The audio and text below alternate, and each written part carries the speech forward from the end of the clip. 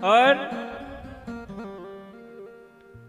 कोई कोई भक्तजन ऐसे भी होते हैं, अब उनको भक्तजन कहें क्या, कैसे उनको संबोधित करें कि बहुत सुन लिया, बहुत सुनी, बहुत बार भागवत जी की कथा सुनी, वहां हुई थी, वहां भी सुनी, यहां भी सुनी, ऐसा भाव जिनके मन में आता है कि कितनी बार सुने,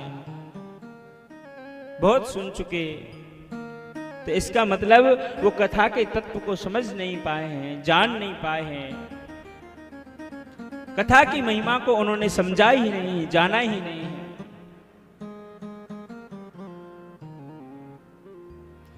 रामचरित जे सुनत अघाई,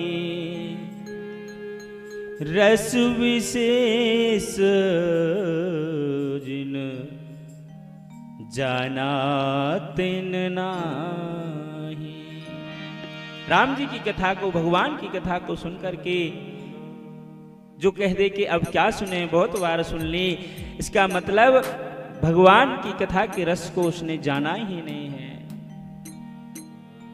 कथा के रस का पान एक बार नहीं, दो बार नहीं, बार बार बार बार, हजारों बार, लाखों बार, जितनी बार भगवान आपको अवसर दे दें, कथा का पान करना चाहिए।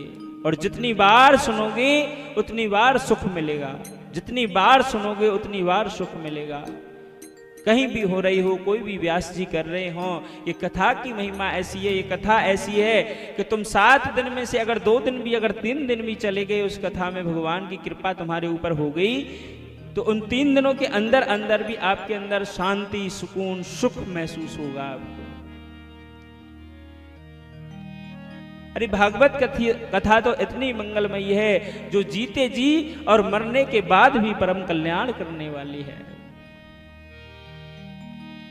और ये भागवत जी की कथा आपके जीवन के चरित्र को दिखाएगी, आपको बताएगी, आपको इन 7 दिनों में लगेगा कि हम कैसे हैं, मैं कहां से आया हूं, कौन हूं और कहां मुझे जाना है।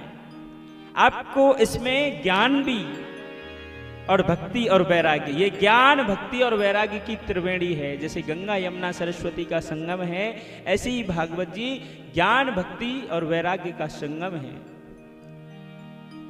तो आपको ज्ञान की भी प्राप्ति होगी, आपकी भक्ति को भी पोषण मिलेगा, और जो हमें हमारे पुत्र, पति, भाई, बेटा, जिनके लिए हमें मोह रहता है, जिनके दुख में दुखी होते रहते हैं, तो उसमें भी आपको शांति प्राप्त होकर के आपको भगवान के इस सत्संग का लाभ प्राप्त होगा।